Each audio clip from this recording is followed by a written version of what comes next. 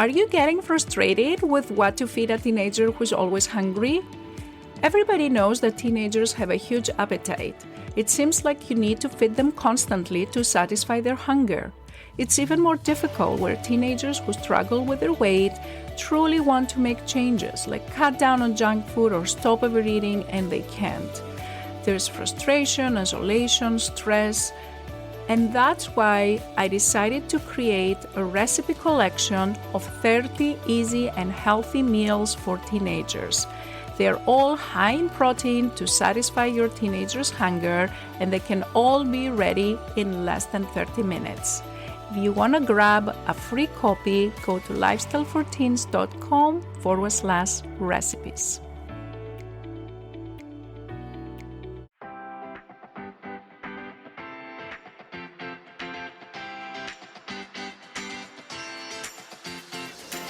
This is the Lifestyle and Weight Loss for Teens podcast. If you are a mom and want to help your child who is struggling to lose weight, you are in the right place. If you are looking for healthy lifestyle tips, Dr. Gourgari is here to help you understand the science around safe weight loss in teens and children. Because what works for adult weight loss is not always the best for children. This podcast is for educational purposes only. Dr. Gourgari does not provide medical, psychological, or nutrition therapy advice. You should not use this information to diagnose or treat any health problems without consulting your own medical practitioner. And now, your host, Dr. Jenny Gourgari.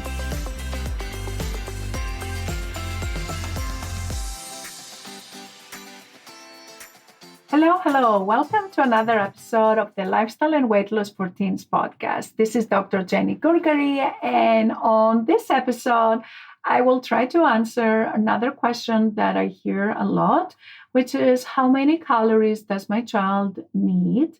And again, there is no single answer that fits everybody. I'm just going to give you some general recommendations, so it's not individualized advice.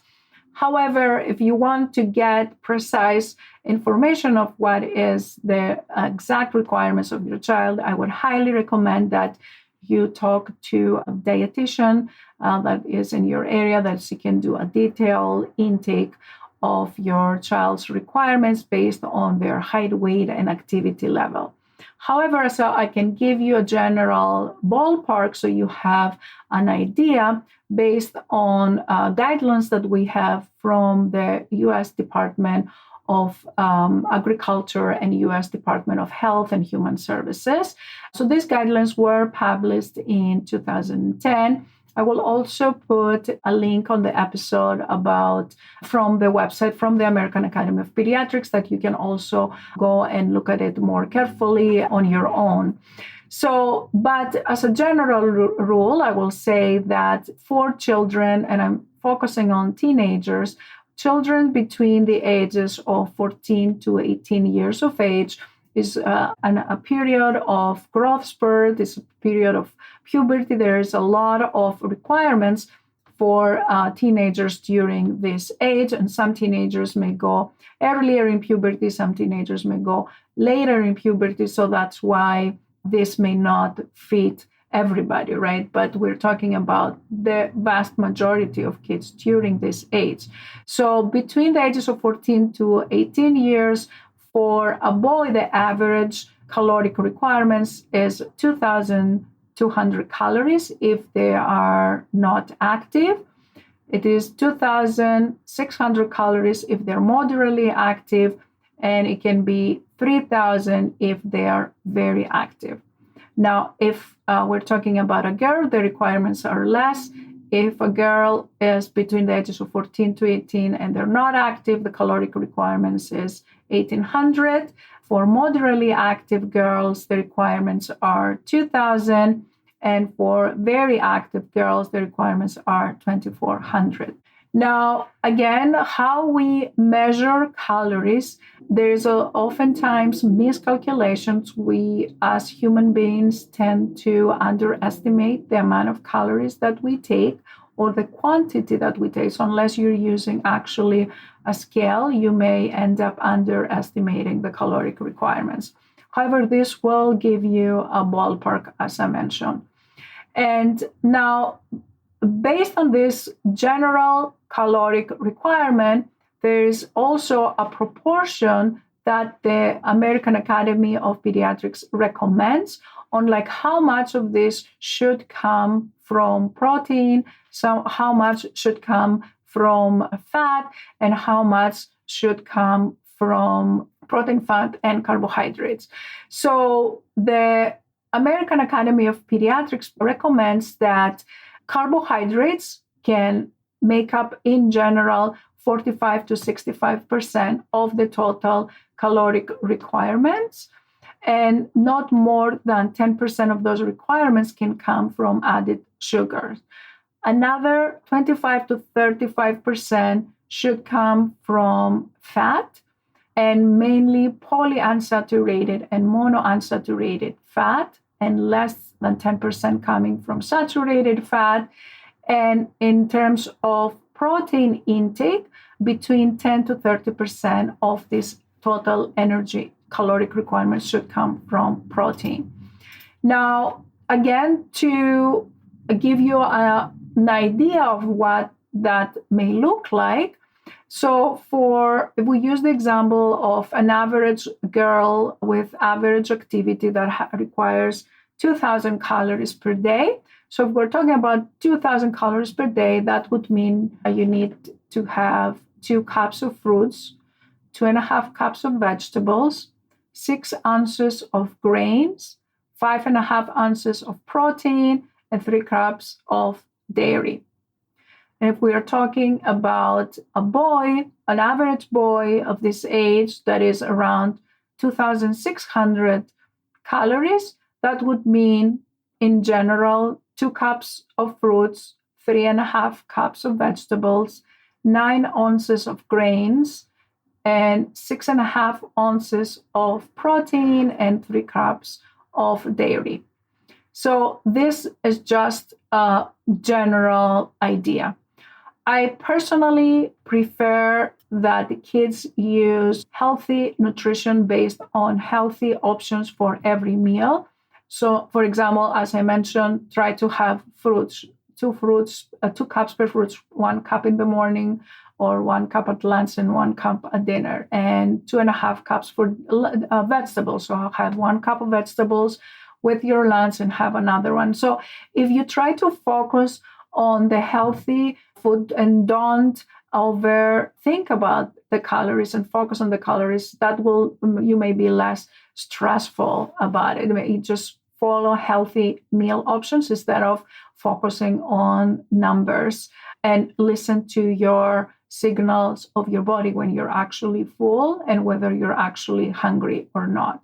No one is going to get into an unhealthy weight by having 3 cups of fruit instead of 2 cups of fruit, right? So it is more important to focus on what choices you made rather than I'm going to eat 2,000 calories and 1,800 of those calories are going to be because I had 1 box of pizza.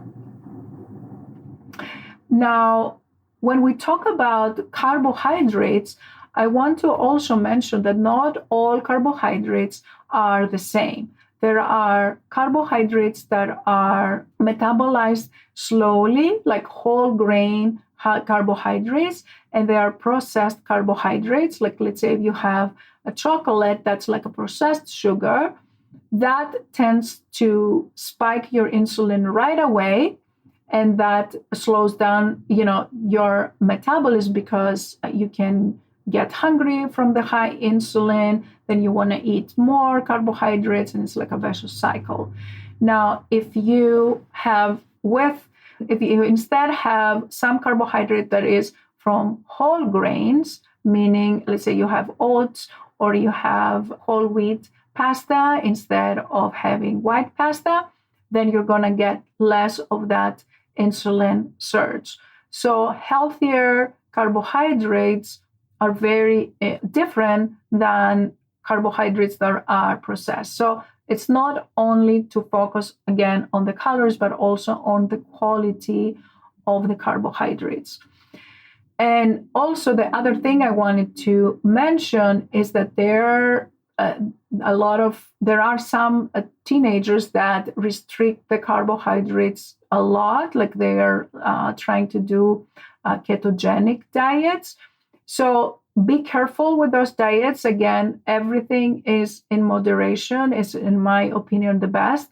Because if you are a teenager and you are doing a strictly ketogenic diet with very low carbohydrate amount, you may lack the amount of nutrients and vitamins that you need from the healthy carbohydrates and the fruits and the vegetables that you don't take if you are following very low carbohydrate diet.